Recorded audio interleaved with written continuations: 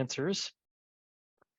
We've seen rapid growth in methane emissions from ships. This graph shows methane emissions from all ships. A lot of these are LNG carriers, so tankers, but then also we have cruise ships, container ships, bulk carriers, and they've more than doubled in recent years. In fact, from 2012 to 2018, methane emissions have grown 150%, and this is because of something we call methane slip.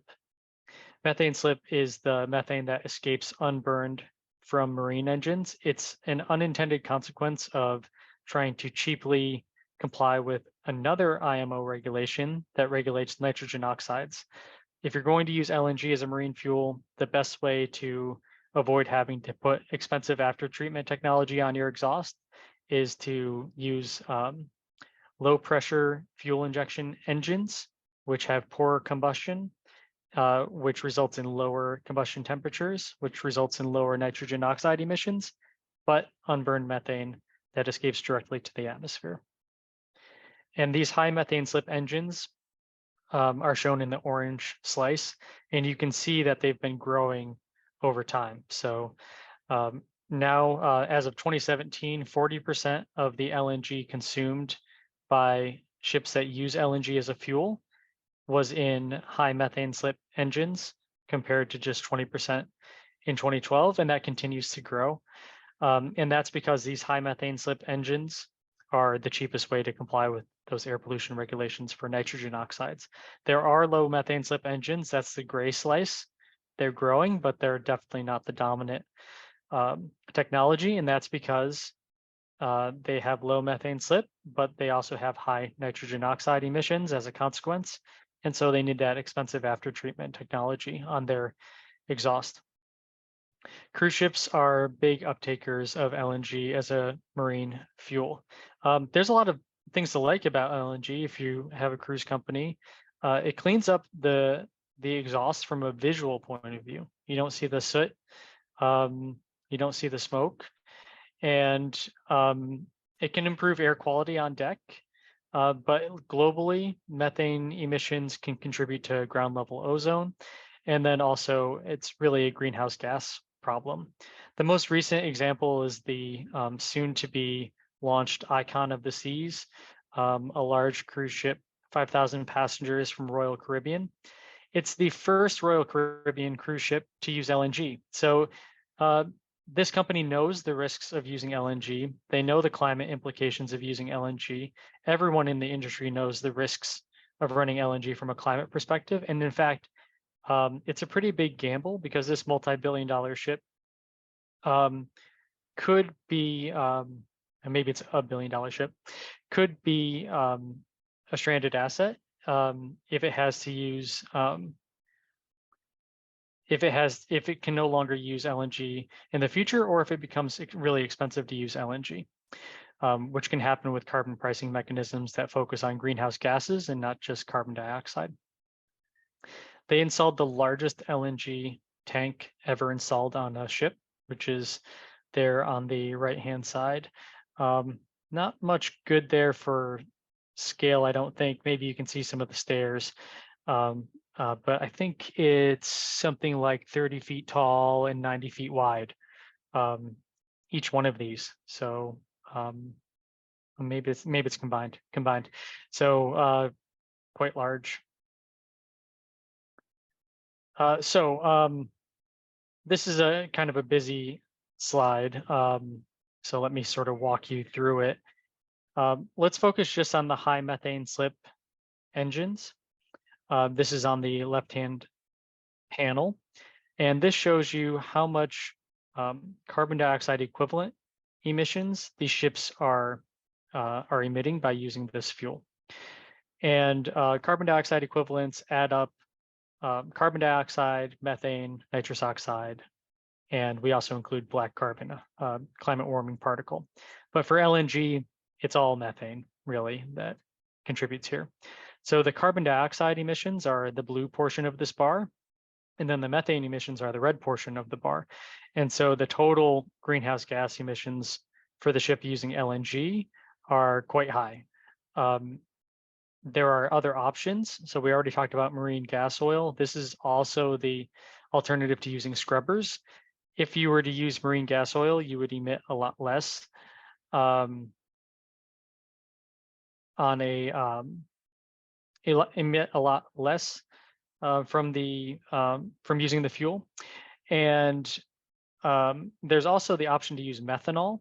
Sounds like methane, but it's not. It doesn't have greenhouse gas impact the same way that methane does. And it's a new option. So there are some new large container ships that are being built with engines that can run methanol, and the cruise industry could also use those types of engines. In order for using LNG to be better than the alternative fuels, you would have to reduce this red portion of the bar, the methane slip, by 90 to 100%. So it's not really realistic. There are some options to reduce methane slip, but the best you can do is direct gas injection, which is on the right-hand side. Basically convert the high methane slip engine to a low methane slip engine. But again, this results in the high NOx emissions, the air pollutant, and then you have to put on the expensive exhaust after treatment technology, and you have to retrofit the engine in the first place. So all of this is expensive, and it's unlikely to happen without any regulations requiring it. And the other two options, methane oxidation catalysts, they're not going to work because there's some pilot fuel that these engines use that contains sulfur that'll poison the catalyst. You can't use it. Engine optimization, you can save 20%, but that's not going to get us to the levels of methane slip reduction that we need for LNG to actually be better than the fuels that it's replacing. So our advice on LNG is to consider ships with low methane slip engines, but if you do choose to use LNG of any kind, we issue a warning that researchers are measuring the actual methane emissions from ships in the real world. And this is one example. My group is leading a consortium on a project called Fugitive Methane Emissions from Ships, or FUMES. And our partners are flying drones and helicopters into the plumes of ships that are using LNG as a marine fuel and measuring how much is actually coming out. Because to date, and including on the last slide, we were using emission factors that we found in the literature. Most of those are from laboratory studies that tend to be under ideal conditions, but we want to know what's really happening in the real world. And our early indications are that the methane slip is higher than we've previously estimated, which is not really a surprise, but it just shows that you would need even larger methane slip reductions for LNG really to have a benefit, especially for the high methane slip engines, which are the ones that the cruise industry uses. You should also consider ships with dual fuel methanol engines instead of LNG engines. All of the ships that are using LNG today have dual fuel engines. They can switch what kind of fuel they want to use, and not just two either. But the most common choices would be you run marine gas oil or you use LNG. You can also get engines that you can run methanol, or you can run marine gas oil. And methanol is a good choice because unlike LNG, which has to be cryogenically stored, very low temperatures, very insulated tanks, takes up a lot of space. Methanol is a liquid at room temperature, and so it's much easier to handle, easier to store on board. It has a lower energy content than LNG, so you need more of it on board, but you can store plenty of it on board to do the typical routes that cruise ships would do. Consider wind-assisted propulsion and hull air lubrication. There are some cruise ships that use hull air lubrication. You use blowers to put a layer of micro bubbles under the hull, and that reduces the drag, reduces fuel consumption, and would reduce emissions, including methane slip. And wind-assisted propulsion is a possibility. We see it more on ferries. There's these spinning vertical columns that can be tens of meters tall, and those end up being, like, we call them a rotor sail. They can reduce fuel consumption a couple of % per rotor, and you can install multiple on one ship. Maybe a little harder for to install those on a cruise ship, but there are some rigid sail designs that you could use on the outside of the cruise ship. And then plan on buying zero emission vessels that use fuel cells or batteries in the next several years. You will hear the cruise industry tell you that they have ships that have fuel cells and they have ships that have batteries. This is true, but these fuel cells are tiny. I've not been able to confirm this yet, but there was a news article talking about a new cruise ship that was coming out that had a fuel cell on it that was 1 kilowatt of power versus usually the power of the engines together on a big cruise ship are 60,000 kilowatts. So tiny, right? So something to keep an eye on if they're testing new technologies, just how much of the power that the ship needs to use is being used by that technology, and then what kind of fuel is it? Because if the fuel is a hydrogen fuel cell, sounds great, but if the hydrogen is made from fossil fuels like natural gas, most commonly, then it's no better than the LNG that the ships are using directly on board the ship. For existing ships, you can run the engines at optimal loads. Methane slip is a bigger problem when ships are going slower. So you could actually switch to use marine gas oil, which is a distillate fuel. That's number 2. When you're operating in low engine load conditions, that means when the ships are going slower, usually when they're in and near port. Use shore power. Test out batteries and fuel cells, especially for slow speed, low engine load operations when you're in port. But do it in a real way, not just 1 kilowatt. Consider wind-assisted propulsion retrofits and consider methane slip reduction retrofits if any of those that I described earlier become technically feasible. There are policies that are regulating carbon dioxide equivalents that can help curb methane emissions. So carbon dioxide equivalents, you add up carbon dioxide, methane, nitrous oxide, and you can include black carbon as well, but regulators so far have just included the gases.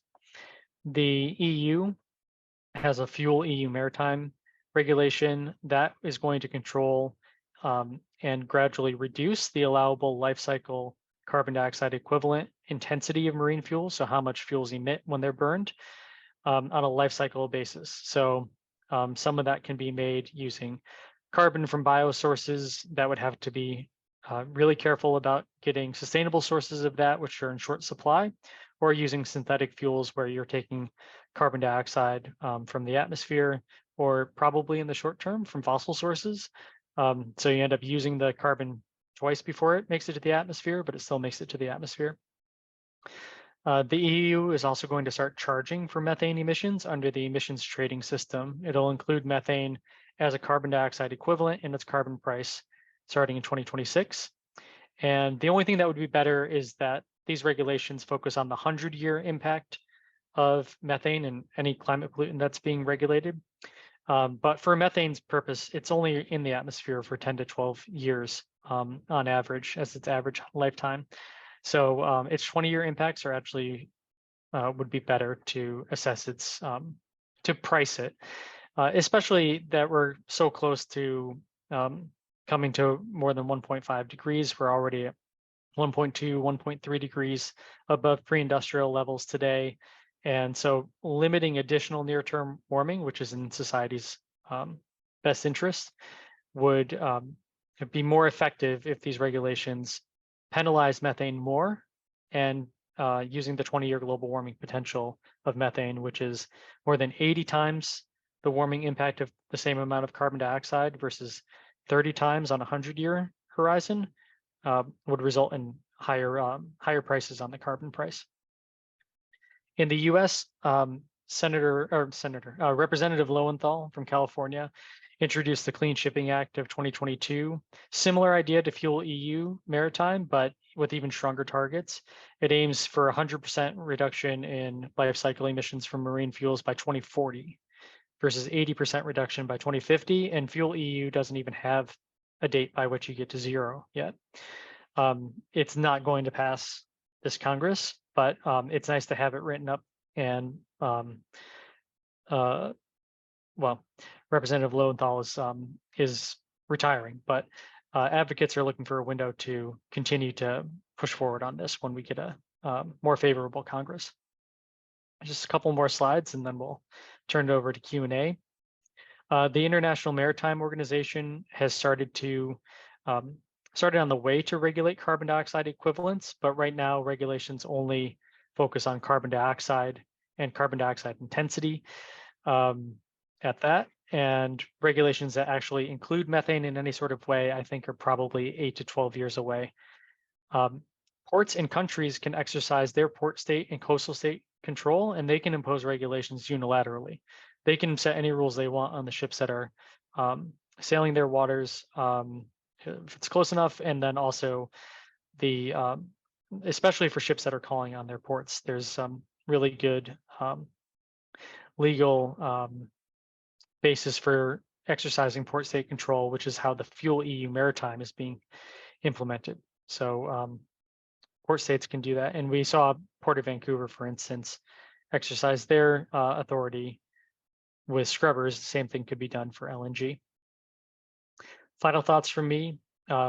Cruise ships, they represent a small number of ships in the global shipping fleet, but they have an outsized impact on water pollution from scrubbers and climate pollution, especially methane from LNG-fueled ships.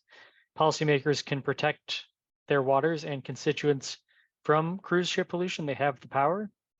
Activists play an important role, especially in calling out greenwashing, educating policymakers, generating public pressure. These are all really helpful. And I've been encouraged by this group actually looking at the research that's been published and using that as a way to build some pressure for the cruise industry to clean up its act. And that's not likely to happen just out of the goodness of their hearts. So especially putting pressure on policymakers and those that have the authority in the ports to implement their own rules. And I'm sure you know that the cruise industry has professional lobbyists. They actively work to undermine the effectiveness of policies. Delay is the name of the game. Save as much money as possible for as long as possible. Once the regulation is actually developed, then claim that it's an economic burden, ask for exemptions, ask for a little tweak here and there in an equation, ask for a waiver, an adjustment factor, a correction factor. Boy, if we're going to implement it in 2025, maybe we should wait and do a study and see what the impacts are going to be, and introduce a couple more years of delay before we actually implement this thing. And so this is what you're up against, and cherry picking studies that they pay for, or trying to disparage my studies, the studies of other independent researchers. That's what's happening. So you have your work cut out for you, but stay the course. And thanks again for giving me the opportunity to explain our work and how it relates to cruise ships. Thanks very much. I'm happy to take your questions. And if I don't get to them now, my email address is up on the screen.